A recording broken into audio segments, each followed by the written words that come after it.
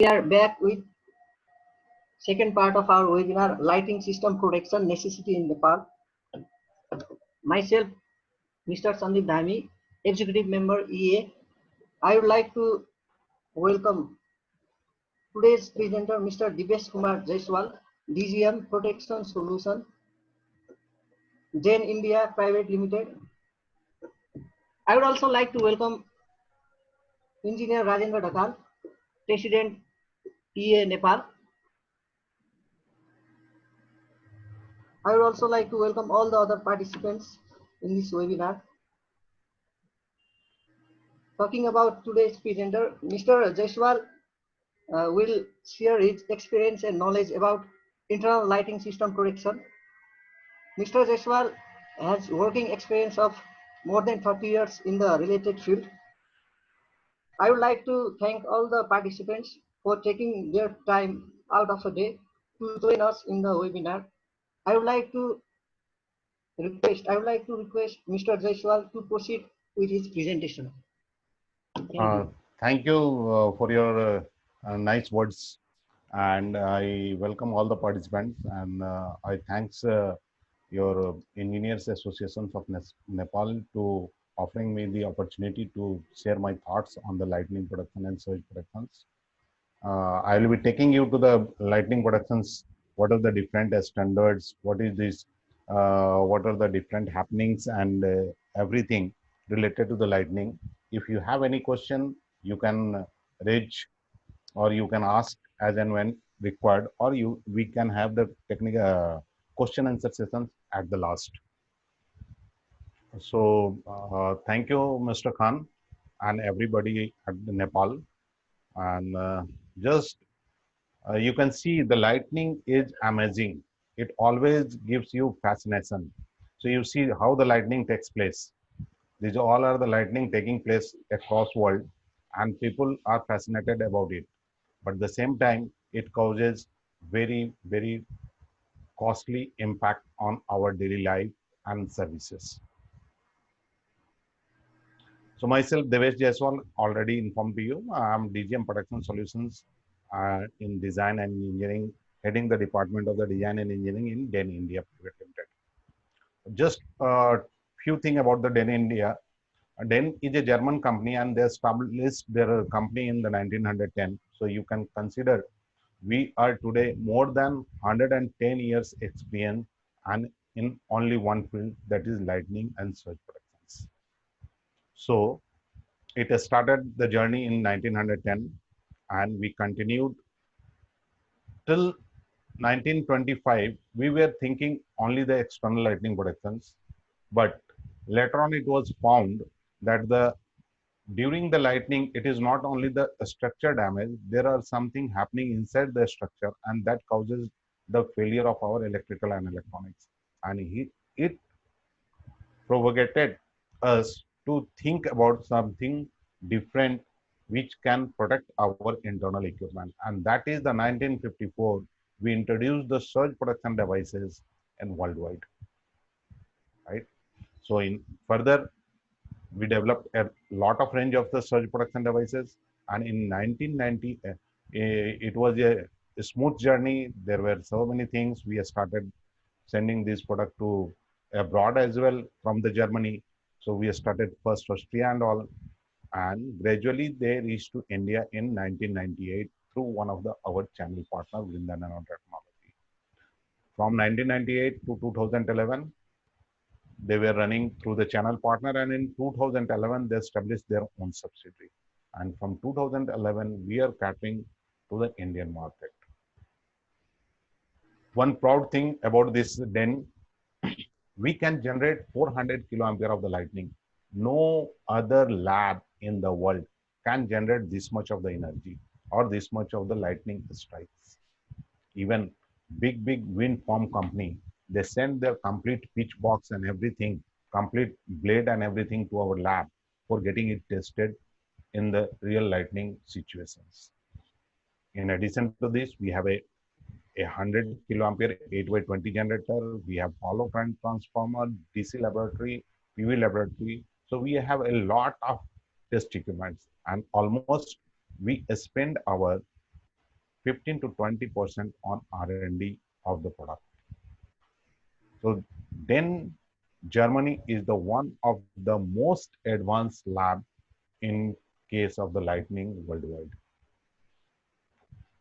As a then, we can offer you external lightning production solution as per IEC 62305, internal lightning productions. So there are differences, external and internal. Those terminology will come to know when I'll explain it later. Earthing and bonding system, installation, testing, commissioning of our products, consultancy on complete solutions. We are giving this consultancy across India, all the major industries and even the consultant who are offering this service, they do not have the adequate knowledge and they contact us for our expert advice on the standard matter. We carry out the risk assessment as per IEC, site survey design solution, and in addition to this, we have started power quality and earthing audit. So DEN is a EPC company in India. This was just about the DEN. So you can come to know what is DEN and their experience and their. We are also member of the IEC in Germany and in India. DEN India is also member of the BIS. So just I will taking you the basics of lightning, some lightning production level, risk, external lightning production, and I call it equipotential bonding. That is your internal lightning productions. So just see here, you can see the streamer starts coming from the top. And when they reaches near to the earth, they pull the streamers. So till now, there is no streamers from ground.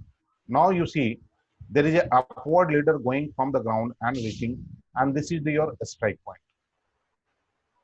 So there were a number of different streamers which was descending towards the ground, but one of them was successful to meet, and all the different streamers got synergized through this.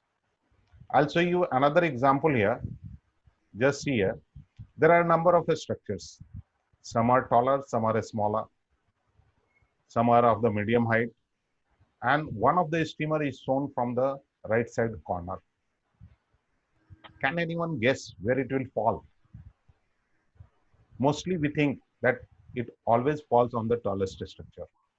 But see what is happening.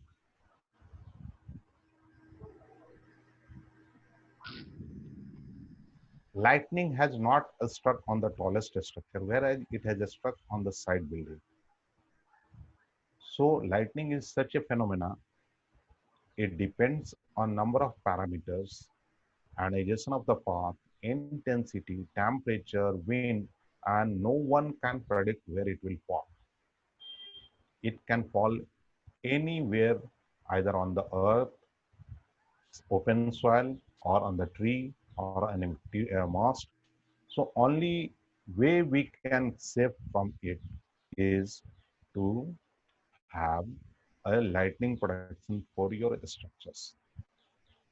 If you think someone else has installed this lightning protection and I can be protected, that is a wrong concept. You see another example, there is a mast and the lightning has occurred just 50 feet away from this mast. 50 feet is almost 15 meters. But people may think that the white lightning has not struck on the mast.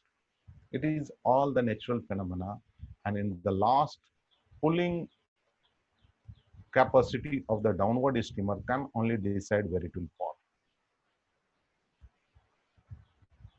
So another example, you see the top of this tower has not been struck by the lightning. Lightning has struck in between as well. So if your structure is very high, lightning can occur in between as well. So there are height criteria given from where you have to consider for the height protection as well, side protection as well. So these are all about the lightning. So it is the map of the world. More the darker, more the lightning prone. So Nepal lies somewhere here, and you see the adjoining area near to the India, you have the more lightning. If you see the worldwide, South Africa, in the Africa, there is a very high lightning area that is more and darker area. So the darker the area, more lightning prone.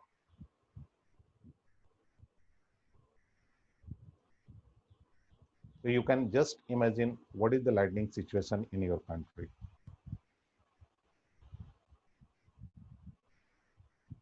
So it is the map of Nepal, and I'm thankful to Mr. Khan who shared me this. So you are aware about it. So just see near to the Indian border, or you can say the southern part of the Nepal, you have the more lightning.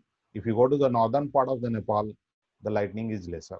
Even though whatever the lightning is there, that will be dangerous. I came to know from going through the net that almost 24,000 people are dying every year due to the lightning worldwide. And in Nepal, last 4 years, 930 families, people have been lost their life. And in the last 1 year itself, it was more than 90 people have lost their life. It is the government recorded data. So what happens during the lightning and why people are dying? Lightning might have not struck directly over the people. It might have struck somewhere. And when it strikes, you just see the point pole where the lightning has struck, and it has scattered in the different direction. So how it will move? Lightning is a current, electricity. So these current will follow the least resistance path. So below soil, we do not know where it will travel. It is the soil geometry. So based on this current will start flowing in the soil. And a person walking during this time will have a step potential, and this step potential is dangerous to them. That's why it is told whenever there is a lightning and you hear that lightning sound very close to you, you close your ears as well as do not walk for certain times. Even you do not touch any other person. If you are even touching to the other person, it will have the step potential. So be separated, be isolated from others, and keeping the safety distance as we are maintaining in the COVID-19 time. This is your corona time. The same way, you have to close your ear and minimize your area to be safe during the lightning. So lightning can cause number of damages. It can cause the fire, it can cause the damage to the structure, it can cause the PCB damage, it can cause electrical damage, anything you can imagine, it can all result due to the lightning. So under what situation lightning is going to impact us? One, there may be the direct lightning. So it will be falling on the structures. So we have a very good lightning protections. This lightning will be intercepted and will be taken to the ground. So you see what happens when it goes to the ground, there will be ground potential rise, and this ground potential will rise cause some impact because we are connecting all the equipment with our ground for the safety of person who are operating it.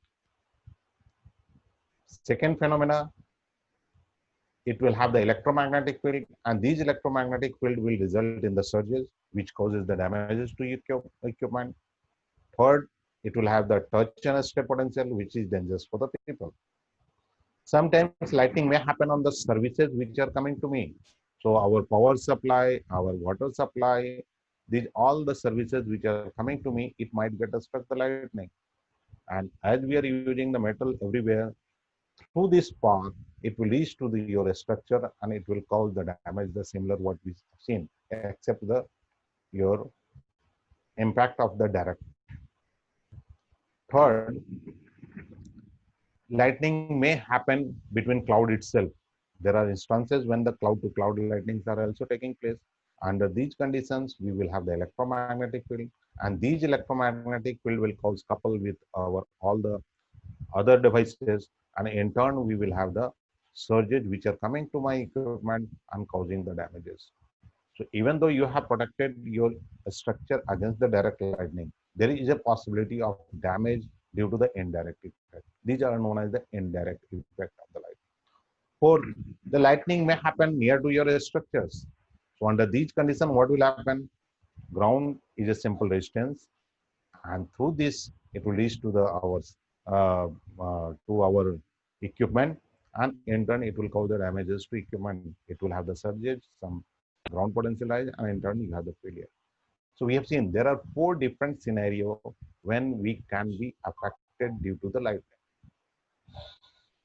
If I am going very fast, just stop me. Otherwise, I will be keep moving. Anytime, if you consider that it is going very fast, just break me. So during the lightning, what is taking place and why the our internal equipments are getting damaged? So you just see, we have a power supply which are coming and going to the my equipment room. We have a lightning protection systems on the top. We are joining all the equipment with the grounding system and connected to the earthing. So suppose our equipment is running at 230 volts, so it is normal, smooth running for the equipment and everything is going very good. Suddenly there is a lightning. So 100 kiloampere of the lightning, just example shown to you. This 100 kiloampere intercepted by the lightning protection red color, it comes to the earthing. And when it reaches to the earthing, we are considering we have a very good resistance of 1 ohm. So here Mr. Ohms play the role, and we all know voltage equal to current into resistance. So if I multiply this 100 kiloampere with 1 ohm, what will be the value? It will be 100 kV. It is only the calculation purpose given. You do not consider that it is the exact value, right? So 100 kiloampere multiplied by 1 ohm is the 100 kV. So your bus bar, which is connected with the earthing systems, it will be at elevated level. So under these conditions, this bus bar is the 100 kV. Now see, I have connected this bus bar to the other side of the equipment for the safety. So one side we have the 100 kV, another side is 230 volt. What will happen? Very simple, potential difference, and it will cause a damage. And that's what happening for the failure of your electrical and electronics. That is the reason you need to use equipotential bonding. And that I'll explain in the subsequent slide.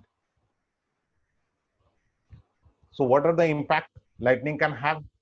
You all know it can cause the injury to living beings, no doubt. It can cause the physical damage. Your structure may get damaged. It may have the fire, and there are a number of numerous other impact due to this fire. And further, it can cause the failure of electrical and electronics. So ultimately, these damages will result in loss of human life, loss of services. If you have very good monument, which are the our historical property, it can get damaged. So people may not go there, and ultimately any above loss will result in the economic loss. So these are the impact of the lightning. So what are the different standards available worldwide? There is a IEC. It is an international standard, International Electrotechnical Commissions. All the member were, all the country were member of this committee, they use these standards. So in India, we have become the member of IEC, and we are using the complete same IEC and adopted in Indian standard IS IEC 62305. Another standard, we have the two parts of the world. One is the European countries, another is the American country. So they follow the NFPS 780.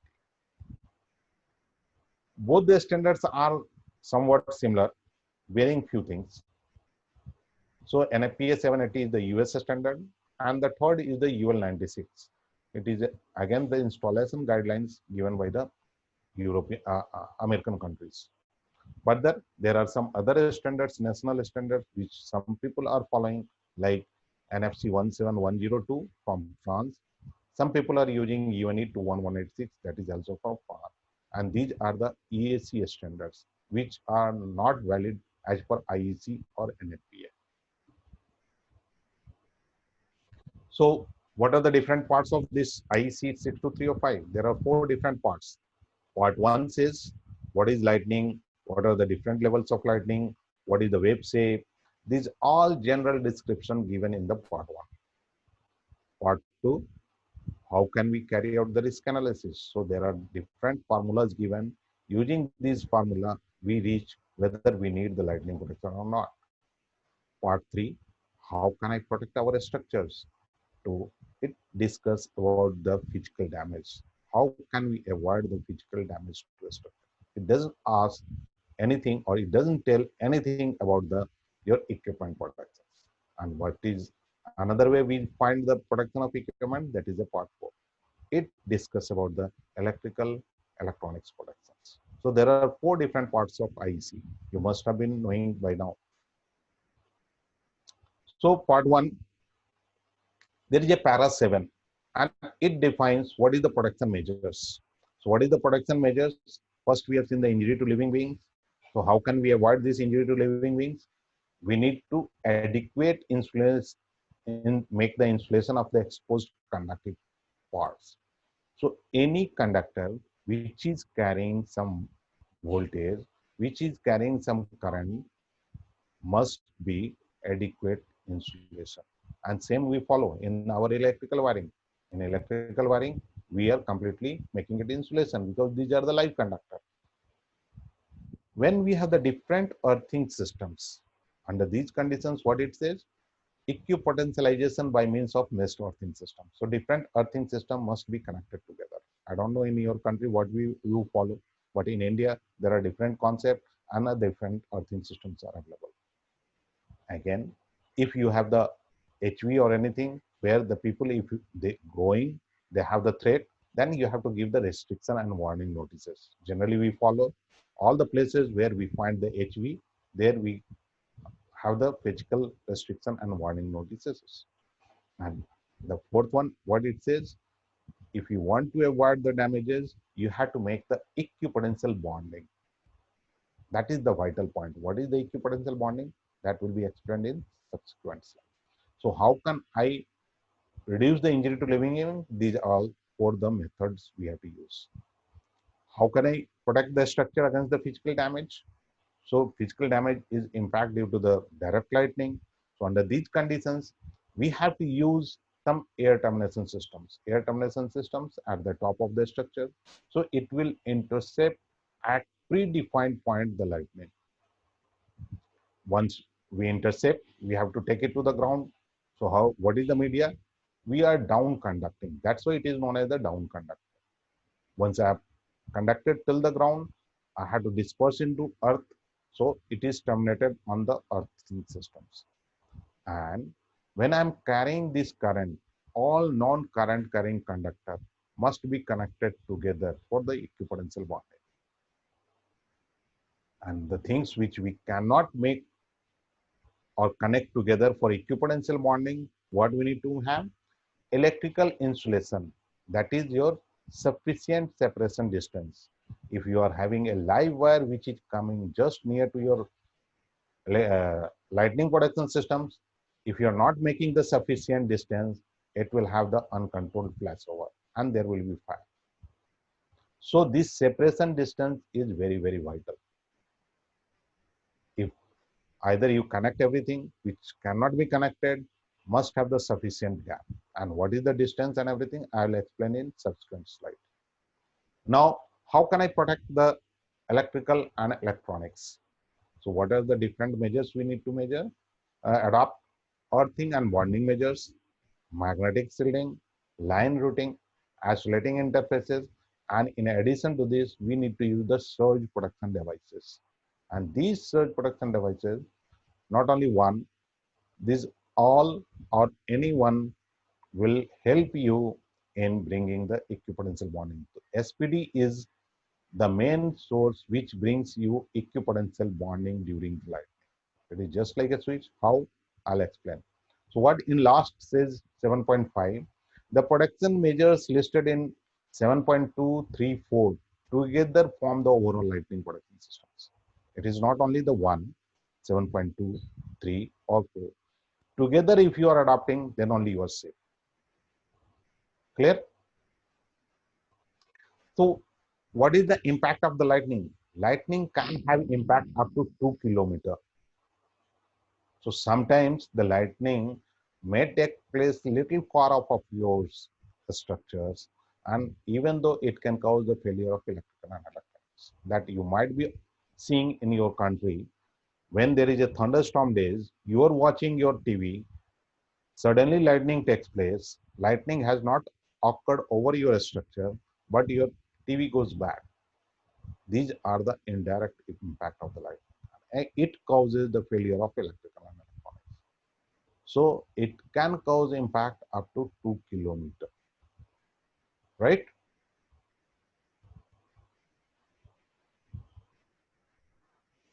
So what are the different parameters lightning has? Lightning can go up to 200 kiloampere. Just consider 200 kiloampere. How big current it is. In the level 1, in the level 2, it can go 150 kiloampere, and level 3 and 4, 100 kiloampere. If you consider what is the specific energy, it has a specific energy of 10 megajoules. Very high energy. In case of the your level 2, it is 5.6, and in case of level 3 and 4, it is 2.5 megajoules. If you consider the charge, again the charge in the level 1 is the 100 coulomb, and the level 2 it is 75, and level 3 and 4 50.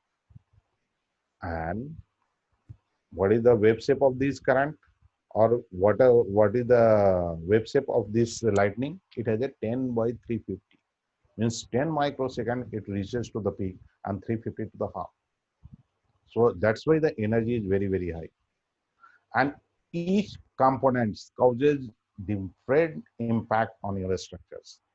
Someone causes the uncontrolled flashover, someone causes the heating and arcing, someone causes the impact to the structure, damage, puncturing, some causes you failure of electrical and electronics. So what is 10 by 350 and 8 by 20?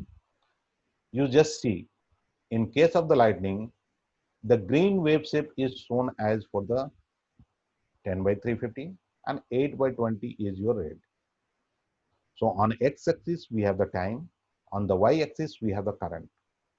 So in 10 microsecond, if the lightning takes 100 kiloampere, in 10 microsecond, it will reach approx 90 to 95 kiloampere. So you see the rise time, 10 microsecond, 100 kiloampere. Per microsecond, there is a change in the 10 kiloampere. So see the rise time. It is a very, very high di by dt. And if you consider the what is the energy, so you need to do the integration. And what will be the integration? I square t. So if you consider up to the half, it reaches, in case of the 100 kiloampere, it is 2.5 megajoules of energy. And now see what is the impact of the switching surges or indirect effect. In case of the switching surges, it is 8 by 20. And these switching surges can result you from the inductive or capacitive load or distance lightning as well. So under these conditions, in 8 microsecond, it will reach to the peak, and 20 microsecond half. So the energy content is very less. So if you integrate these all, it will be somewhere in the hundreds of joules. So there are two different types of energy. One is the lightning. So lightning production need to be taken care specifically. And when we are discussing about the switching, it is a different. So switching production, switching surges need to be taken care by some lower intensity of the surge production devices, right? So just one video I will show you what is the difference between the two current. So first it will be the switching surge. You see that is 40 kiloampere 8 by 20. Then there is no impact on the conductor. And the second one, it is a lightning impulse. And what is happening? Just see. Such a huge energy, it can cause an impact, mechanical impact. It can cause the thermal effect and everything. Just see the slow motion. What is the difference between the switching and lightning surge?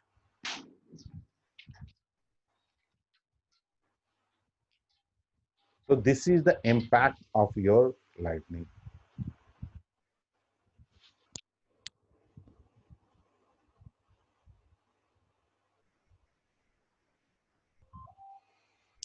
So generally during the lightning, you will have the lightning current, which is coming to our structure.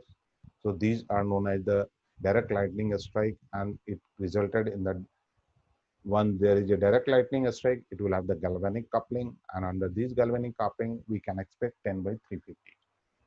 we will have the inductive and capacitive coupling, which will be 8 by 20. In case of the lightning near to the structures, it will have the only the inductive capacitive coupling. That's why it is 8 by 20. And in case of the lightning on the services which are coming to me, it will be again switching surges and it will be 8 by 20. So in case of the direct lightning, you will have the maximum impact. In case of the indirect lightning strike, you will have the lower intensity of the surges. So protection concept for both will be different. So what are the different levels of lightning? And different levels of lightning is, in case of the level 1, it is between 3 to 200 kilo. What it says, the P is the probability. 99% of the time, this lightning will be lower than the 200 kilo. There is a possibility 1% of the time, this lightning may exceed the 200 kilo. And if you see the lower intensity, it is a 3 kilo ampere.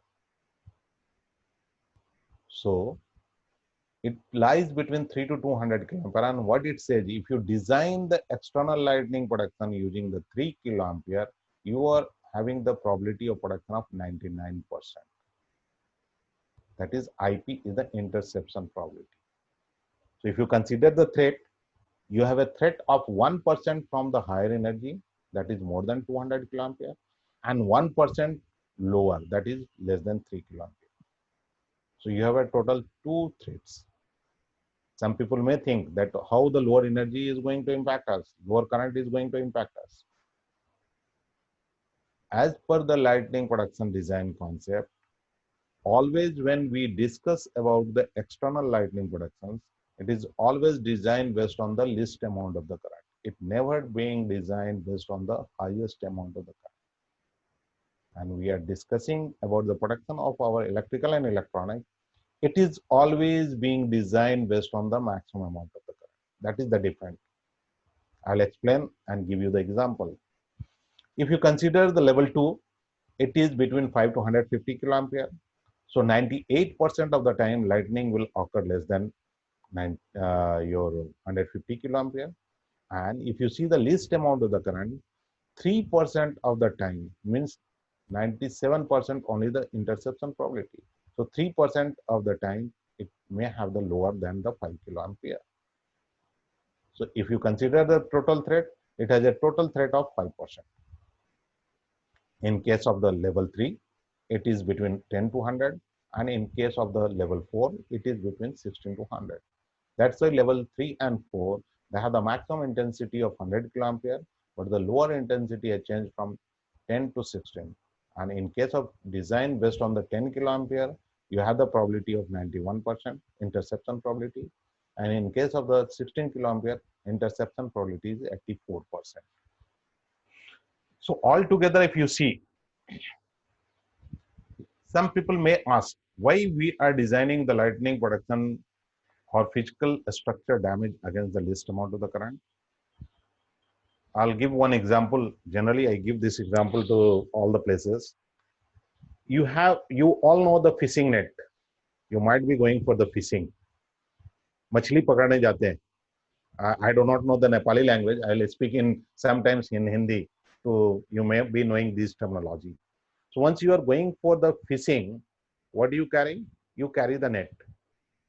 And if the square of that net is very, very small, what you will achieve? You will achieve, or you will be able to catch big as well as the small fish, right? Once these squares are bigger, what will happen? All the small fish will go and you will be able to catch only the big fish, right? So this is the difference. If you want to protect your structure against the direct lightning, you have to keep the air terminal or roof conductor very close. If you are keeping these air terminal very far, you will not be able to protect against the least amount of the current, and that current will cause the physical damage to your structure. Once I am going to the protection of our internal equipment, I need to consider the maximum amount of the current. And that's why always electrical and electronics protection is considered with the maximum amount of the current of that particular level. And in case of the physical damage, it is the least amount of the current. Is it clear to all? So these are the parameters we know from the level one, part one. Part two says the risk analysis. Just I will cover one. What are the different information required? We need to know the flash density of the area. What is the type of structures? Where is the structure situated? Installation factor of power supply and data cables. So how it is above ground, below ground, these all plays vital role. Then environmental factor, these are situated on the ground level or hilltop. So ultimately the impact will be different. What is the withstand capacity of the equipment? What number of people are staying for how many hours? What type of soil or floor it is? What is the risk to the fire? If it is a hazardous area, one simple ignition can cause the fire. What is the touch and stay voltages? Factor for fire like explosion, indirect effect, like someone is getting operated in ICU and suddenly the equipment get damaged. So it is the indirect impact which causes the life threat. A special hazard panic level. Suppose there is a multi-story building and something happens on the top of the building and there is no means to come out. So it is a panic level. And other things, that is the overall impact. So these all parameters are calculated, and based on this, we calculate with the tolerable limit. And if my total risk is more than tolerable limit, ultimately we have to go for the lightning protection systems. Just there are a number of software I will show you which can do your risk analysis, which can do the design. It is not a design tool. It helps to determine the height of the terminal. It helps to calculate the separation distance. It helps you to find out what will be the length of the earthing electrode, and it also helps you to select the SPDs. So there are software available, similar software is available, and that is as per the IEC with the DEN as well. So how can I protect the structures? It has been already told to you yesterday by Mr. Khan. So there are 5 pillars. Pillar number 1, air termination systems, down conductor, earth termination, separation distance, and lightning equipotential bonding. We have already seen. So we call it as a 5 pillar to protect the structure against the direct light. These are the 5 pillars. And what are the different methods? Already you might be knowing: protection angle method, mesh method, rolling sphere method, and catenary systems. So these are the 4 different methods which can be used. Catenary systems are used when the lightning or air terminal cannot be installed directly on the structures. Under these conditions, these will be installed away from the structures and they will be connected using some conductor in the air itself, and that is known as the catenary system. I'm not going much deep about the protection, mesh, and other things, as Professor Khan must have told you yesterday. So just the catenary system, it is a new terminology you may not be knowing. So I have shown you one design where it is a tank and we are not allowed to put the air terminal on the tank. So under these conditions, these are the towers which has been installed and they are connected using the conductor, and that is known as the catenary systems. So these are all known to you. Level 1 in the rolling sphere, radius will be 20 meter, level 2 30, level 3 45, level 4 60. Angle of protection: as the height of the terminal increases, angle reduces, and after certain times you cannot use the protection angle method. So if you are designing the lightning protection in the level 1 and you have a tower of 35 meter, you cannot use as an angle of protection. And for the mesh system, it is a 5 by 5, 10 by 10, 15 by 15, 20 by 20. So ultimately you see here one beauty. One side is the angle of protection, one side is the rolling sphere. So in the rolling sphere, you see the bottom side, it protects you bigger area. And angle of protection, height side, it protects you bigger area. When you have only one terminal, it can be angle of protection or rolling sphere. When the same terminal are joining with other terminal, it becomes the rolling sphere. And in turn, it provides you more zone of protections. So far, very good. We have done the designing and we are bringing the down conductor from outside, but we need to see the separation distance. And what is the separation distance? Just I'll explain you here. Suppose there is a bare conductor and there is a potential difference maintained between the two ends of this bare conductor. Always there will be a flow of current, right? And there is another conductor which is again earthing conductor, which is also bare and very close to each other. What will be there? If the closeness is too much, there will be arcing, right? If the separation distance is not maintained, there will be arcing between these two conductors, and which we find in the normal cases, right? So suppose I have maintained the sufficient distance, so ultimately I have avoided the arcing. Now the bare conductor where the potential difference was less or the voltage was less, I have increased the voltage. So ultimately the more current will flow, and in turn more current will flow. The same situation which was earlier may arise. So ultimately it will be the distance between the two conductors which will decide whether the arcing will take place or not. So what we do? We do the insulation of our conductor, live conductor. But if the insulation level of this conductor is less, again, what is the possibility? Again, the possibility of arcing. So this arcing is possible if the current flow this conductor is very high and insulation is very low. And it will cause some arc or a spark. But the lightning is a different energy. The normal insulation, what we are using, 1.1 kV or any insulation, is not able to prevent it. And that I'll explain you in this slide. Why it is not able to protect us against this separation distance. So I have shown you here one air termination system, one structure which is being earth, and this air termination system is again earth. So considering the same phenomena, the distance at the ground level has been maintained, so there is no spark.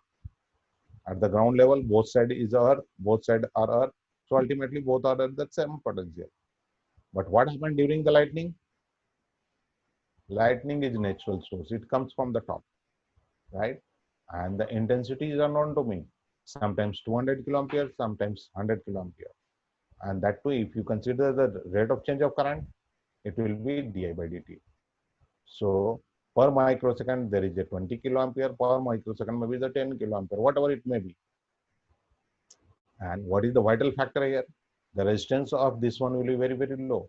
But inductance will play very high role during the high rate of change of current. And as the length of the conductor increases, your inductance will be keep increasing.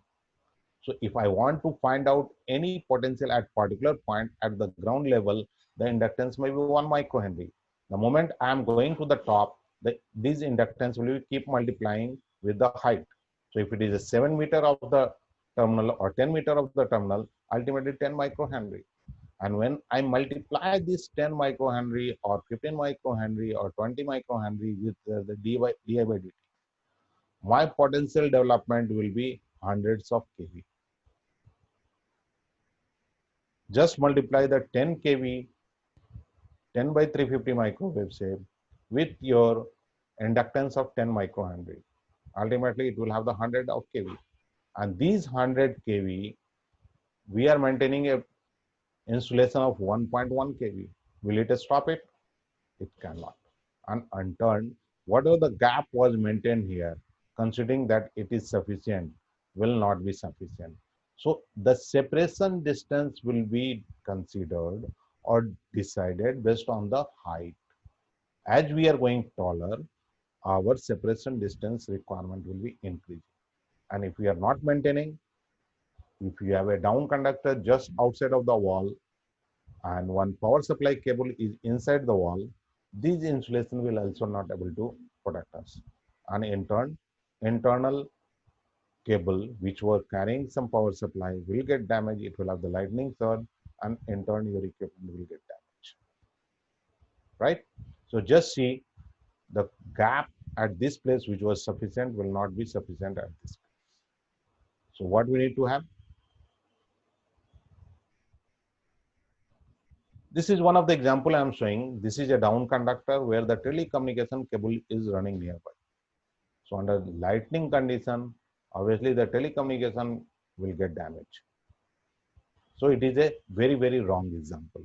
Even opposite the wall, inside the wall, if this conductor is there and gap is not sufficient, it will get damaged. So how can we calculate the separation distance?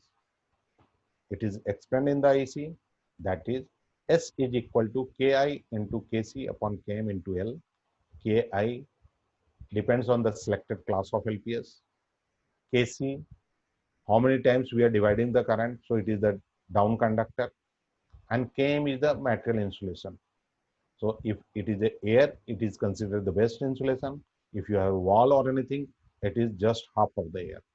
And L is the directly proportional to your separation distance. So as the L increases, this separation distance will be keep increasing. And based on this, you need to do the calculation. And based on this, you have to maintain the distance with other all live cables on it. So in the part 2, what is required, they have confirmed. You can have the either physical isolation, or you can use the special cable with increased dielectric strength. They can help you. They are tested for 100 or 1800 to 1000 kV of the potential for the insulation. In the part 3, again, electrical insulation of the external LPS, electrical insulation between the air termination or the down conductor and the structure metal part, the metal installation and the internal system can be achieved by providing a separation distance. So these all explained in the standards. So you can have either physical isolation as per the separation distance calculation, or you can use a special cable which can be used as explained in the standards. So there are a number of manufacturers who can manufacture it. So based on separation distance, there can be two methods of design. One is the isolated, one is the non-isolated. So first design is based on the isolated, a special cable using, and the second design is shown that the metal itself is used as a lightning conductor, and from there it is connected and brought to the. So just if you have metal chimney, metal your roof, or metal everything, then the thickness has been defined in the standards. If the thickness is good enough, it can prevent puncture. If thickness is not good enough, it will have the puncture. So based on the T prevents the puncture, T dash only for the metal sheets. If puncture is adjustable or acceptable to the people, they can go it. But the thickness must be maintained. Otherwise, the further damages or risks are available. So usually the building part can be used as a down conductor if it is a metal and satisfying the table, or we can have the isolated lightning protection. So just these are the example of isolated lightning protection, where the terminal has been installed, a special conductor used. Here it is isolated with the structure using some GRP tubes. Here again, separation, physical separation has been maintained. So there are different cables. I'm not going with the product. So ultimately, these all external lighting production components, they are exposed to the environment.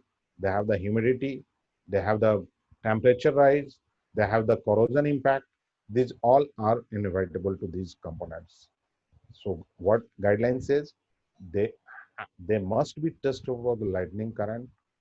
They must be tested for your thermal effect. They must be tested to withstand during the lightning. So they are tested for electrical, thermal, and mechanical impact. So mechanical test, electrical test are to be carried out for all the components, except for the air terminal or anything. And they must be carried out from IEC 62561, part 1 to 7. Now it has become the part 8 as well. The new part has come for the special cable. So all the components must have the trademark, they must have the pictures, and they must be classified N or H. N for the 50 kiloampere. Yes. Sir, sound is disturbing. Yes. Tell me. Is it okay now? Shall I continue? Anyone? Just let me have a water, little bit of water. Okay. Any problem?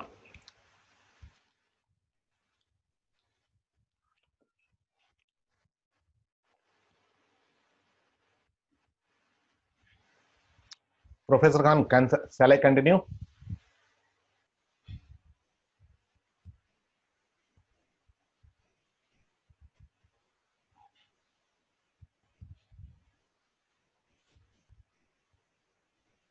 Is it audible? Anyone can unmute and tell me. I'm keep going.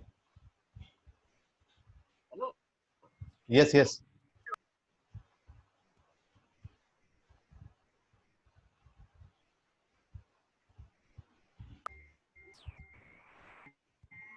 Sir, continue. Okay, thank you. You can continue. Okay, okay, thank you. So there are classification of the components. Some are classified with N and H. Some eco is there. So you can continue. Okay, so, okay. Thank you. So there are classification on the components, that is N or H. N for the 50 kiloampere of the lightning current, H for the 100 kiloampere. And nowadays there are 200 kiloampere component testers are also available. So they are known as H++. So obviously you have seen the impact of the lightning, and under these conditions, tested components will only help you to protect. So far it was the part 1, general description, part 2, risk analysis, part 3, external protections.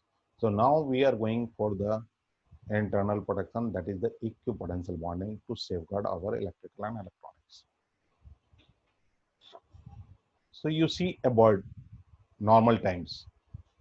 You find a bird sitting on high tension, any impact to the bird? And if a poor person touches 230 volt, he gets the shock. The reason? Birds, both the legs are at the same potential. Once at the same potential, there is no potential difference exists, and in turn there is no current flow, and there will not be any damage. A poor person, he creates a potential difference. He touches the 230 volt one side, other side is your at the ground level. So you are creating a potential difference, and in turn you are causing a threat to your. Same way in the lightning as well, if you are creating a potential difference, it will cause the damage. And that's what we have seen in the first slide, earlier slide. We have a very good lightning protection system. It has a very good current, 100 kV of the potential difference, and my equipment is connected with the 100 kV. So in turn, it gets damaged. And the reason is the potential difference.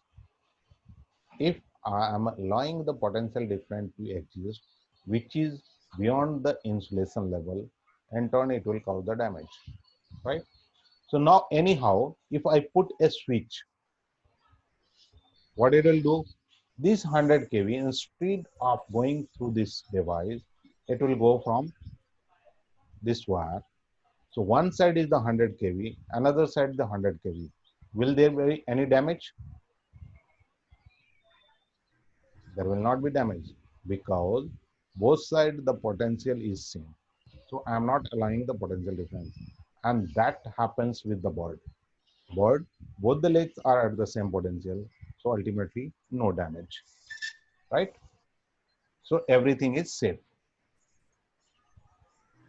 Same concept, this switch, which was working momentarily here, is known as the SPD, surge protection devices. And it makes you the equipotential bonding, which cannot be directly connected with the live wire. So what the standard says?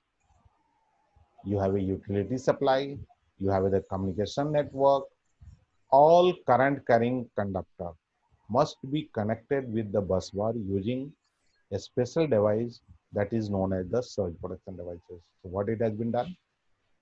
These all are known as the surge protection devices. Other conductor which do not carry any current, you can directly connect it with the bus bar. So that's why water supply and everything must be connected with the earthing system. Any cathodically protected pipe, they cannot be connected directly. So again, there is a isolating spark gaps are used. Cathodically protected pipe, what it is, they are having certain potential to avoid the corrosion. And for that purpose only, a special device ISG used to connect with the bus bar. So all current carrying conductor need to be protected using the surge protection devices, which are not carrying the current, must be connected together with your bus bar. Cathodically protected pipe, again, ISG is a kind of surge protection devices need to be used. And that will only save you from any damages. Just I will explain you further. What is the guidelines? Where do they use the surge protection devices? So any power supply or any communication cable which is coming from outside to your structure, it will be terminated on the main panel, main distribution board. So these conductors will be having the lightning impact. And that's why at the entry level, you need to have the surge protection devices, which is known as the type 1 devices. What is type 1? What is type 2? I'll explain in the subsequent slide. Type 1, you just consider a device which is capable to handle the 10 by 350, means lightning current. When I'm going to the sub-distribution or little far off, then we need to use the type 2 devices. Type 2 devices which are suitable for your switching surges. That's I told you, inductive or capacitive load it can cause, or electromagnetic field induction due to the induction electromagnetic field will cause these surges. So there you need to have the type 2 devices. And if your equipment is very sensitive, then you need to use the type 3 surge protection device. Generally, these are built in the equipment itself. If not, like server room or any sensitive equipment, CNC machine and all, then I need to have the surge protection at the entry level. I will explain in the normal scenario, if any VIPs are going, just in front of them, the safety guards are there to protect him against any threat to him. So these are the very sensitive equipment which need to have the third level of protection. If you see the normal scenario, it is a, if you are going to any office, at the gate, there will be a security person, boundary level, second at the entry level. So these all can be correlated with those things as well. So there are different technology available for these surge protection devices. Some are spark gaps, some are metal oxide variester. So what is good? What is bad? What says variester will have always have some has advantage, some has disadvantage. Variester cannot handle very high energy. It has always some leakage current. A spark gap, it is a switching device, so it transfer all the energy one side. So ultimately, it can handle the high energy, but it has a disadvantage that it will take a little longer time to respond. But considering the lightning current, which is a very high energy, for that purpose, you need to use a device which is capable to handle this lightning current. There, you need to use the device suitable to handle the lightning current, and those are known as the type 1 devices. And that's why you need to use the multiple surge protection devices. If you consider only one surge protection devices will protect you, it will be very difficult. So there are nowadays in the market, you have a type 1, type 1 plus 2, and type 2 devices. So just I'll explain you why we need the different stages of surge protection devices. Suppose you are going by a car and you are at a very high speed or any speed of 60 to 70 kilometers.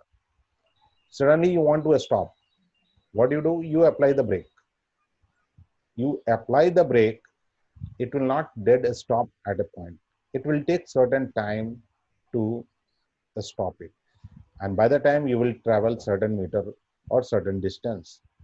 Similar way, in case of the lightning, if you are using a device like a spark gap used, because it can handle that energy, till it operates, still there are certain amount of energy can reach to your equipment and it will cause the damages. So that's why standard says use the different levels of surge protection devices. If I apply the brake and at a single point the car stops, it is not possible. Similar way, a device at the entry level will protect you because it can handle the lightning current, but it will take certain time. Until that time, it will cause certain damages to equipment because that is also beyond their capacity to withstand. So that just shown the varistor based spark surge protection device and the spark gaps. You can see the different wave shape. So if you are using the MOV based type 1 devices, total current is the blue color. It is the current flowing through the type 1 arrestor. Varistor is the green color, and the red color is showing the energy which is going inside the equipment. So still the equipment is getting very high energy. If you can see that a spark gap, total current is shown with this color, and once it operates, then the energy going through the terminal device is very small. So for the lightning current, it is always recommended to use the spark gap at the entry level. Some manufacturers they make MOV based as well, but it will not be that much suitable. The reason they are not capable to handle that much of the energy, right? So if the SPD is rated for only micro surges 8 by 20, it is generally known as the MOV. It will have always the leakage current. It will have always some impact. If the SPD is rated for 10 by 350, it will be a spark gap. Further, what IC says, if your equipment is running on 230 volt to 400 volt, they are designed to withstand up to 1.5 kV. This screen is visible to you all, 1.5 kV.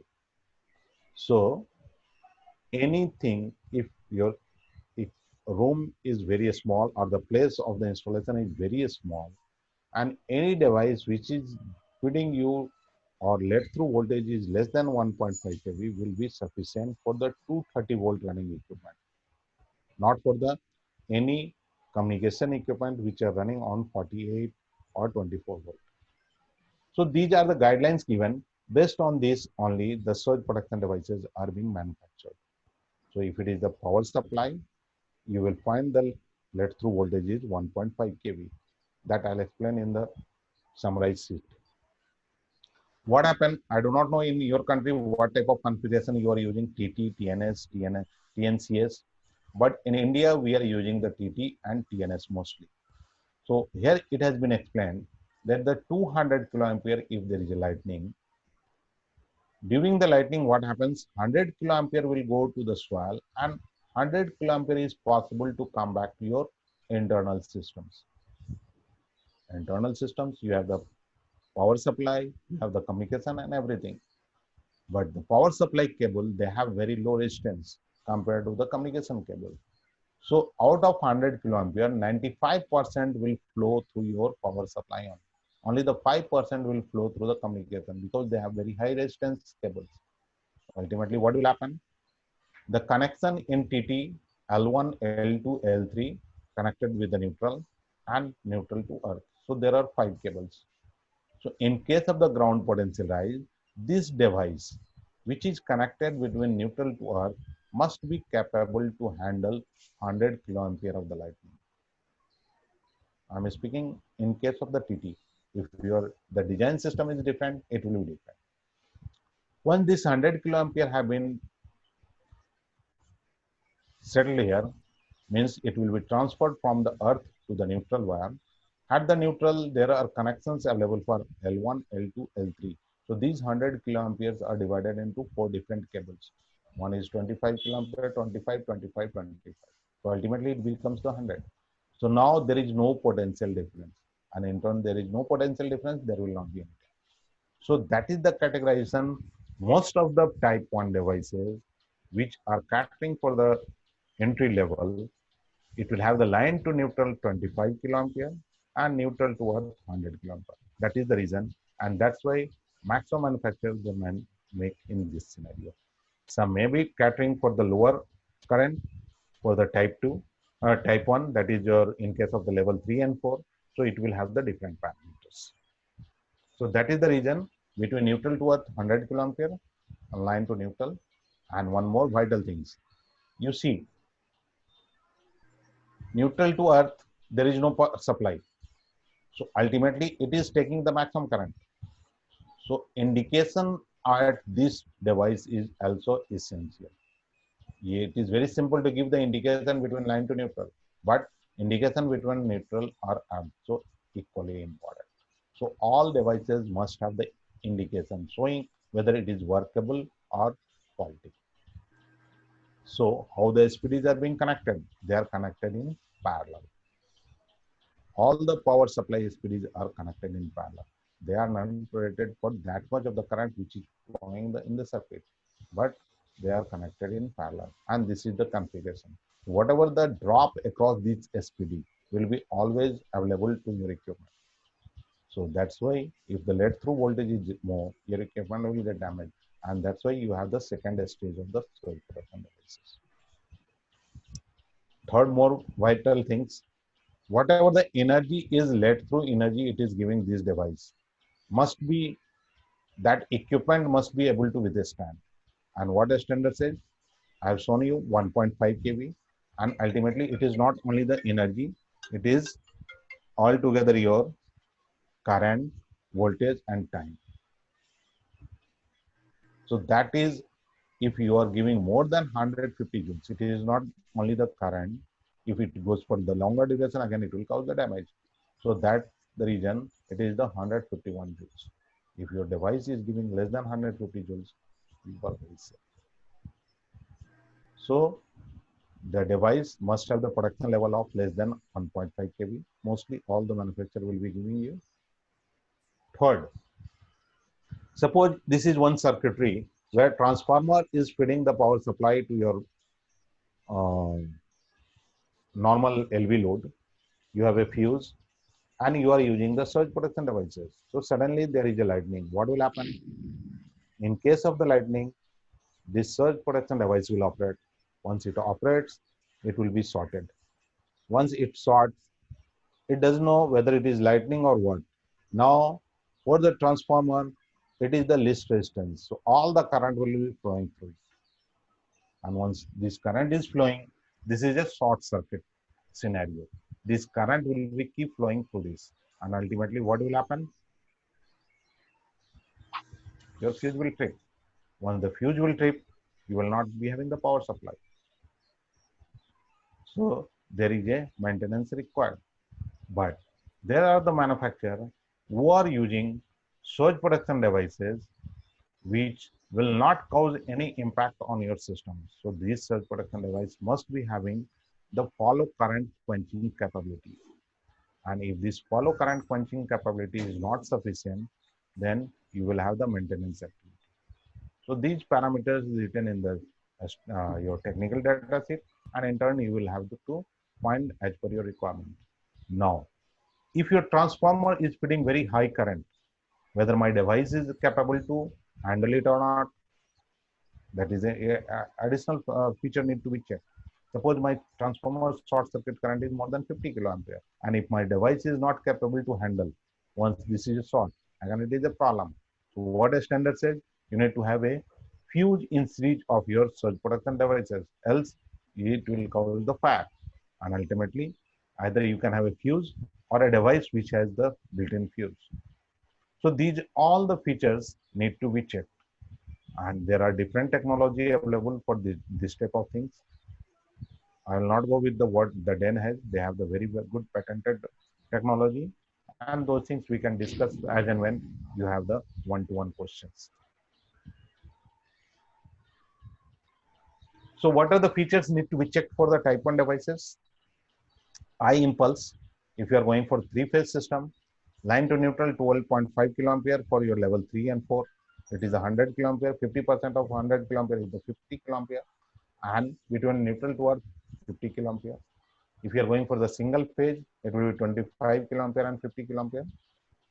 In case of the level 1, out of 200, 50% goes to the 100 kiloampere. So these devices are coming to the 25 kiloampere, and in turn it will be 100. They must be capable to handle the continuous current, so that as per the guidelines, 1.1 times of the U normal. If you are 230 volt operating, it's supposed to be 253 volt. Voltage protection level, we have seen IEC guidelines. All the equipment which are running on your 230 volt, they must be having the let through voltage less than 1.5 kV. Follow current extinguishing capability to be ensured. As I explained, if you are not ensuring, it will cause a damage, still damage to your equipment, fuse tripping and everything. SPD cell withstand transformer short circuit current. I already explained you. In India, we have certain times neutral break, and under these conditions, we have the two different complete voltages available line to line. So the device are tested to withstand more than 460 volts, and the let through energy must be sufficient to protect your equipment. It shall be as low as possible. So these all parameters need to be checked for your type 1 devices. For the type 2 devices, you need to have the normal discharge current shall not be 5 to 20 kiloampere. It is as per the guidelines, and 10 kiloampere and 20 kiloampere. Only thing, they must be able to withstand that short circuit current. So again, you have to see the rating of the short circuit current. In addition to this all, once I am going for the communication equipment, what are the how I can select, because like power supply, we need the surge protection device for our communication equipment as well. For this purpose, we have to see where these equipment will be installed, what is the withstand capability of these equipment, final equipment, what type of earthing systems are used. There are different types of earthing. That is, one is your balance, another is unbalanced. What is the interface requirement, voltage, current, and frequency requirement? Because these all communication equipments are always connected in series. So these all parameters are vital. And last but not the least, the mounting connection. How the mounting or connection is. It is a RJ45 coaxial cable, terminal. Based on these will be selected the your communication equipment devices. So just I'll explain you what happens. In the normal scenario, on the y-axis, you find the voltage, and on the x-axis is the ground level. Green is the ground, yellow is your neutral, and 230 volt is your normal working voltage. So your installation is very good. You have very good power supply, earthing system, and everything. You have the external lightning protection on the system building. Suddenly there is a lightning. So under this condition, what I told you, once there is a lightning, this green will have the GPR. So it has rise from 0 to hundreds of volts and kVs of volt. So what we find, there is a huge difference between 230 volt and neutral. So ultimately, there is a possibility of damage, right? Now, if we use some surge protection devices or switches, what will happen? This neutral will be elevated and this live will be elevated. So ultimately, there is no potential difference. Whatever the voltage is available to ground, neutral, and only the 230 volt. So my equipment will not be able to send, and it will be keep running. And that's what is the equipotential bonding. And only the last slide, I'll show you here. What is the complete protection concept? Summary, I will tell you. So you have a room or structures where you have the antennas and everything on the rooftop. You have the equipment inside. So what the standard says, on the rooftop, they must be protected against the direct lightning. So the area where the direct lightning strike is possible is known as the lightning protection zero. In zero, again, it is divided into 0A and 0B. 0A, the point of a strike can be, and 0B, where the direct strike cannot take place. So these are under the shaded portion. So they are under the protection due to the air termination systems. Once we install the air termination system and my building is safe, ultimately we are in the 0B and we are in the safe area. Any cable which is coming from the outside, whether it is power or communication, will have the impact of the lightning. So at the entry level, you need to have the surge protection devices, which are type 1 devices or type 1 plus 2 devices. And that's why on the right side on the corner, you see type 1 or type 1 plus 2 devices is possible, whether it is a power or communication. Once you are going inside the equipment, we are changing from LPZ 0B to 1. Once we are going to the sub-distribution level, it is known as the lightning protection zone 2. And these are known as the type 2 devices. And if my equipment is very sensible, I need to go for the lightning protection zone 3, that is the zone 3. So this is the concept of the complete lightning protection, and that is known as the your equipotential bonding. external lightning protection using the air termination systems, internal protection, equipotential bonding at entry level type 1 or type 1 plus 2 devices, subsequent level type 2 devices. That's all from my side. I have given you brief. There is a lot of things need to be discussed on this part. I don't know what levels you people are considering, but I hope this was fruitful to you all.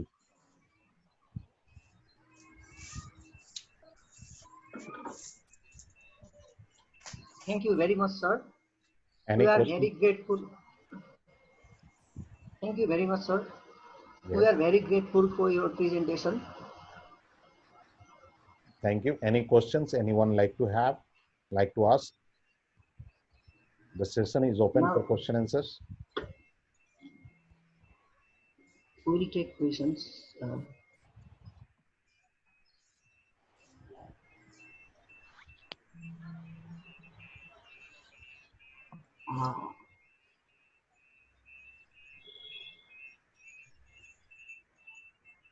there are some questions in the Okay. comment box. One Shall question. Yes, I'll take one question I just saw. How fuse remains intact with the Radix flow spark gap? I'll explain this. You see, Radix flow spark gap, it is an encapsulated device. So what happened? You all know there are two plates of it. So when there is a lightning, this there will be arc, and this arc will cause to ionize the path, and it will travel from plate 1 to plate 2. Once it travels from plate 1 to plate 2, and these are encapsulated, so there will be some inert gases. Once inert gases get heated up, what it will do go? It will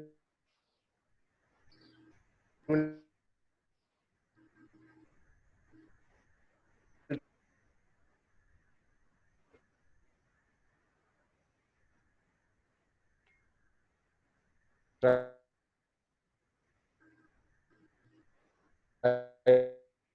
to accelerate.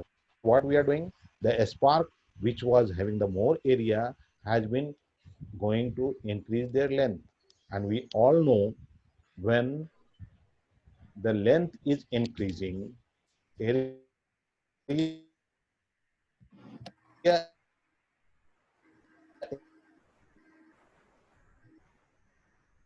is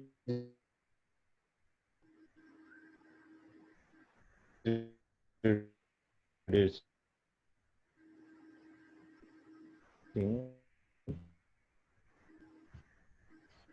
Very high, that is high. And these conditions turn the spark gap will be able to break the ionization path, because the resistance of that device and the resistance available outside will become same. And once it becomes same, there will not be any spark available, and it will minimize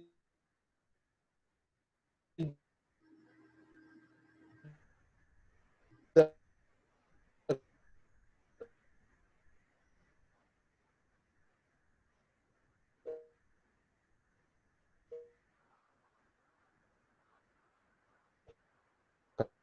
current flow. You will not have the impact on the fuse, and your fuse will be keep working. Is it clear? Just I start with I'll not take all the question.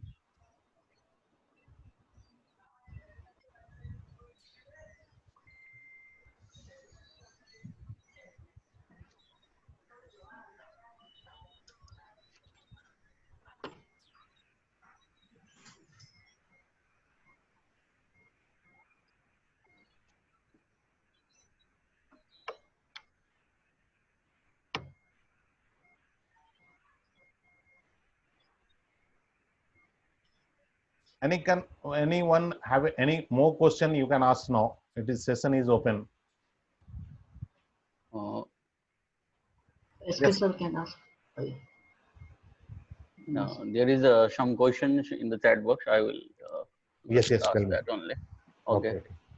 There is one question from Amrit Gimire. If we don't have a good electrical system or not at all, what's the effect of lightning on electrical network? You see, I do not know at what level you are asking for the good electrical network. Ultimately, for any operations, you will have the things system, your power supply, and the lightning will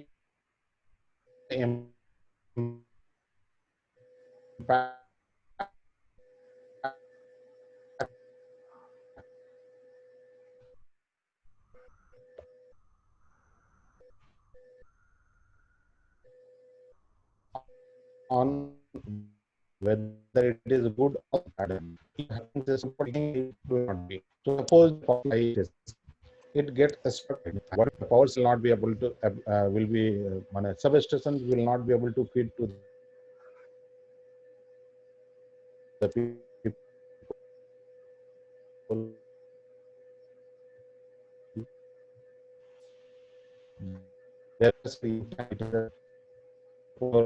There's some program in property laws.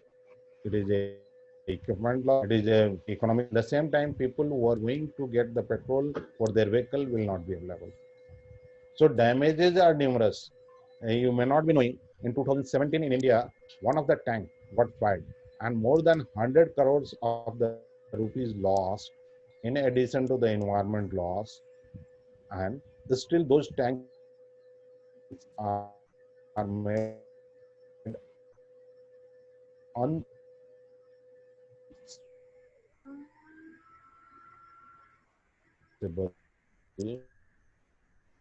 not give. So their lightning can cause any category of damage. You cannot imagine. I have suppose on really it starts burning. You just see tree is wet, even though it starts burning. There is another question. Is it imperative to use SPD for equipment or what tips rest are from? Pardon, I could not get your question. Only to the equipment or? It is imperative to use SPD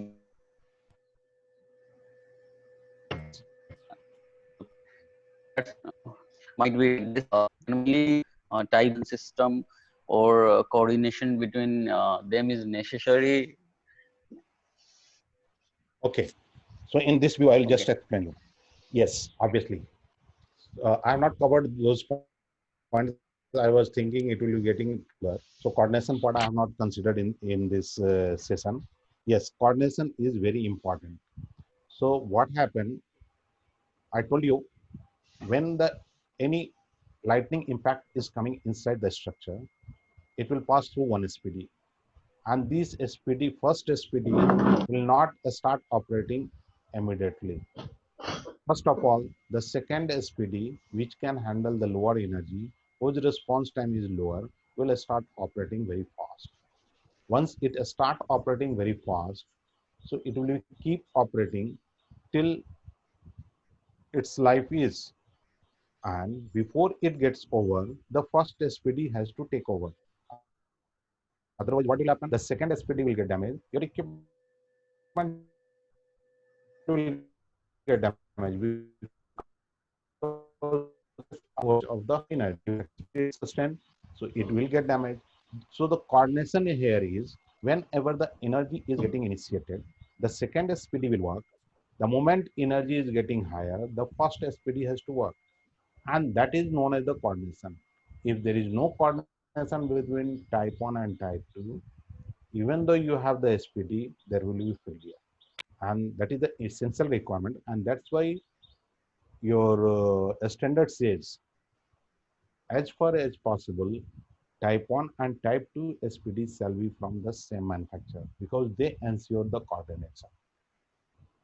If you are making a device from some A manufacturer and some other device from some B, and they do not have the coordination, still you will have the failures.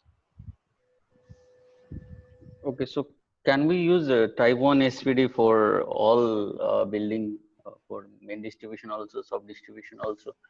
Yes.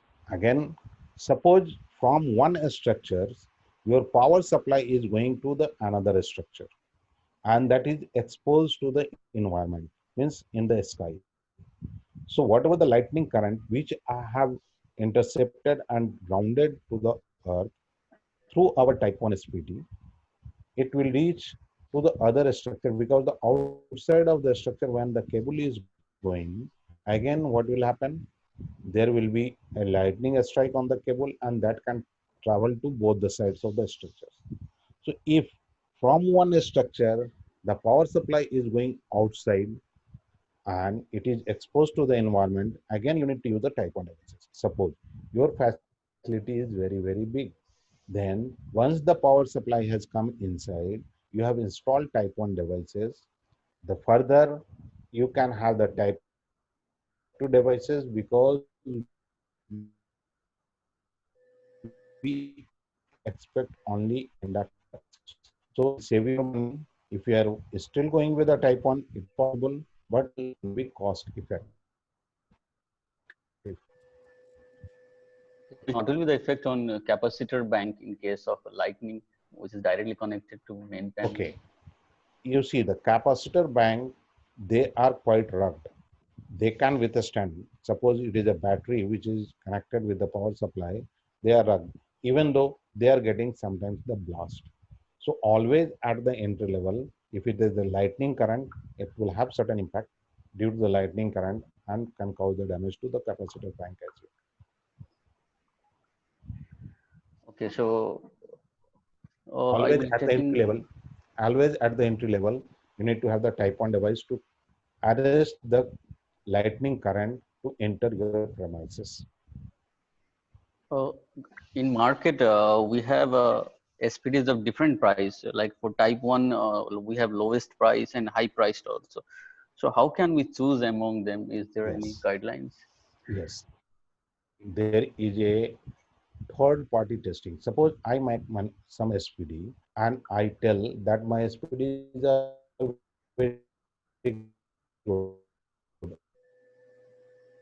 All the manufacturer will tell the same thing. That is these parameters need to be checked. If I'm going for the type 1, I need to check all these parameters which must be mentioned in the technical data sheet, and it must be tested by the third party. That is an independent agency. But what we find, if you ask me in India, the laboratory they give the certificate without testing it because they do not have the lab. So if you are seeing these test reports from a local laboratory which are not accredited, ultimately your purpose will not be there. In India, there is no lab to generate the lightning current. So ultimately, there are reputed test agency like TUV, like KEMA. These are the reputed agency.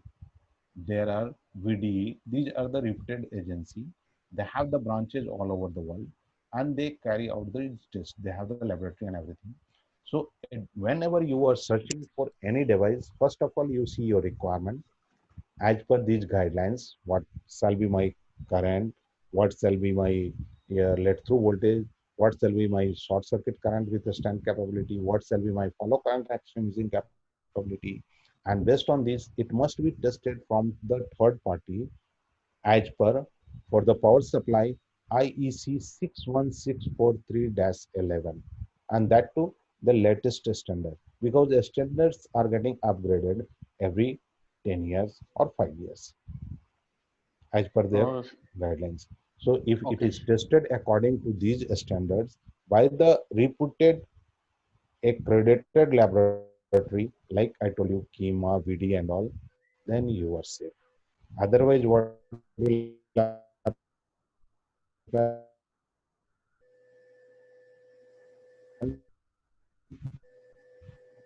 They are manipulating So with the question, should we do different earthing for LPS and direct lighting protection?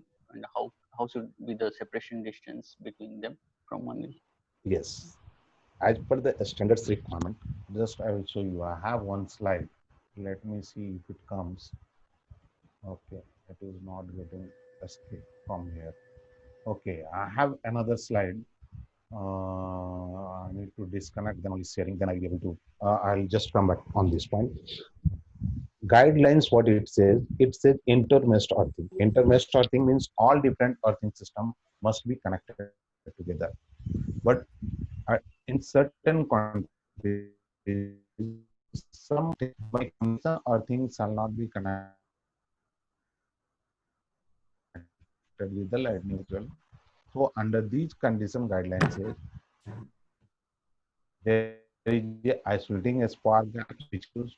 So ideally, both the earthing system at the different potential in normal scenario, whenever there is a lightning, it will cause you the impact, and in turn, it will cause to join all the earthing, and ultimately the resultant earthing value will reduce, and you will be connected with the same level. That will happen. Okay, I think we have one last question from Sans Resta. While testing resistivity of earthing system, can it be tested on live system or disconnection is required for test accuracy? Yes, while testing the earthing systems, there are, if you are disconnecting, you will be able to understand the life of that earthing systems.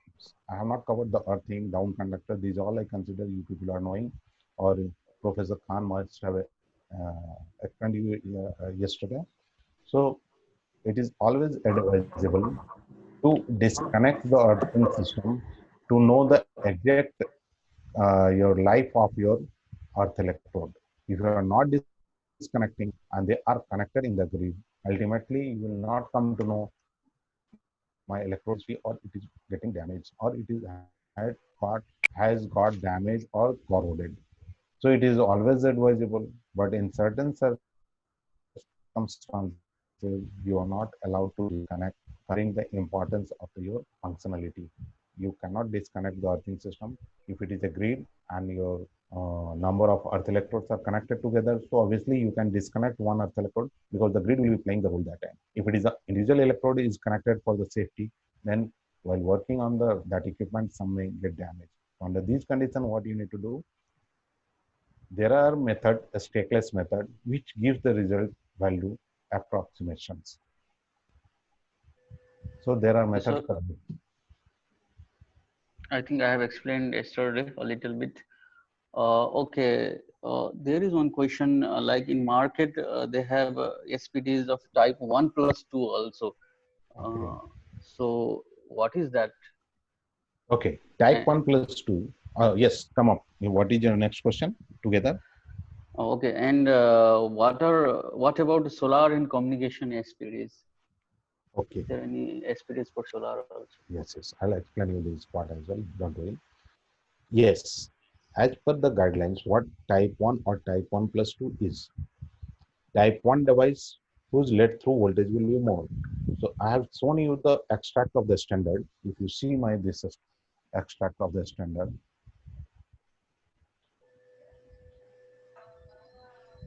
this is the, if any equipment which is running on 230 volt to 400 volt line to line and able to give me let through voltage less than 1.5 kV, any device which is able to give me less than 1.5 kV, as per this guidelines or 61643, it is known as a type 1 plus 2 devices. If it only type 1 devices, its let through voltage will be more than 1.5 kV. So under these conditions, it will not be termed as a type 1 plus 2 devices. That time it will be only type 1 devices. So if you have a small communication network like your telecom towers and all, what will happen? You have only a small room. So if you are using a device which is type 1 and whose let through energy is more than 1.5 kV, all the equipment which are running on the 230 volt will be on a stress. They will have the stress due to this high let through, and ultimately it will get damaged because you are not putting the another device of type 2. And if you're putting another device, again the coordination will be idle factor. Now, a device which is giving you less than 1.5 kV, that is type 1 plus 2, if you install at the entry level, it will be sufficient to protect your equipment till the input side. Outside, which is going to the tower or anything, will not be able to protect. So a standard always tells if you are using a surge protection devices up to 5 to 10 meter it works. For internal equipment it works for especially for telecom network like your what we have in India, or I think the similar mobile network, mobile communication you might be having. For that purpose, if a device gives less than 1.5 kV, which can handle the lightning current as well as the switching surge, is termed as a type 1 plus 2 devices. A device whose output is more than 1.5 kV can handle the lightning current is known as the only type 1 devices. Especially for I'm discussing about the equipment operating on 230 volt. If I go for the solar, it will be the different phenomena. Yes, for the solar, if I consider there is a solar array, and from there it is a combiner box, and from the combiner box it is fed to the inverter, and from the inverter it goes to your grid side or to the load side. So what is that? Once it is being combined in the combiner box, so all the DC supply which is coming to the combiner box must be have the SPD. So those devices must be for the solar DC, not for the normal DC, because solar DC is different thing, normal DC is different things. Solar DC, once sun start, it will not stop giving you the source. And the normal DC, if you are sorting it, once the capacity or its stands or whatever the energy it has, if it is sorted, it will get over, then you are safe. But in the solar, if your SPD gets damaged in the morning and it is not having the proper protection system, it will cause the fire because the source is continuously available. You cannot stop the sun. So under these conditions, a combiner box need to have the SPD, and from the combiner box, it is all the lines taken to the inverter input. So at the inverter, you need to have the SPD. Inverter converts the DC to the AC. So at the AC side, again, you need to have the surge protection devices. And once you want to monitor online all your combiner box or array, you are using the RS485 communication. So the surge protection device need to be used for the RS communication protocol as well, or whatever the protocol. RJ45 means RJ45. If there is a physical cable, it will get coupled due to the surgeon and it will cause the damages. Am I clear, Professor Khan? Hello. Thank you so much, sir, for your detailed presentation on the internal lighting presentation. I would like to request Engineer Rajendra Dagal, sir, President Engineers, Electrical Engineers Welfare Association Nepal, for his concluding speech and in the program. Okay. Thank you. Thank you to all the participants and to organizers. I'm thankful to Mr. Vinod Prakash Pandit as well and Professor Khan to arranging this seminar for the welfare of the Engineers Association of the Nepal. And anytime, if you have any questions on this lightning surge protection, I can be available. You can write down my email ID and mobile number. You can contact me. We can explain you that what is the lightning as per the standards, different standards I have gone through. I have undergone the training. So I am always available to help you people. Thank you for your organizations. Thank you very much, all sir. the organizers. Thank you very much. Thank you, Mr. Devesh Kumar Jishwal, for excellent presentation regarding lightning protection system. And I would like to thank Mr. Vinod Sharma, Executive Member Secretary of Electrical Engineers Association, as well as our yesterday's presenter, Mr. Shahabuddin Khan, for his presentation. As well, I would like to thank Mr. Bisham Khanal for the coordination, as well as Sandeep Dhami. I would like to thank all the participants, and we are expecting all the support from all the engineers for the further coming days. र सबैलाई म यो भन्न चाहन्छु कि फेरि पनि हाम्रो प्रोग्राममा तपाईहरुको पार्टिसिपेसन मात्रै होइन र तपाईहरुको सजेसनको लागि हामी धेरै नै आग्रह गर्दछौं।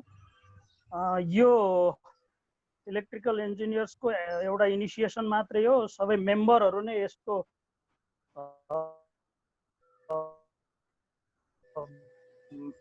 भागीदार सिकिएको छ, यसमा हामी धेरै नै खुसी छौँ। तपाईँको स्टाफबाट फर्दर यो अर्गनाइजेसनले अन्य अहिले वेबिनार पछि हामी डाइरेक्ट प्रोग्रामहरू पनि गर्नेछौँ र कुनै सजेसनहरू अथवा कुनै कमेन्टहरू भएमा हामीहरूलाई इनबक्समा अथवा डाइरेक्ट कन्ट्याक्ट गरेर सम्पर्क गर्न सक्नुहुनेछ। Thank you very much for the participation. Thank you sir, specially Devesh sir, very much thanks for you. Thank you everyone. Okay. Okay. Okay, let's conclude the program. Okay, thank you.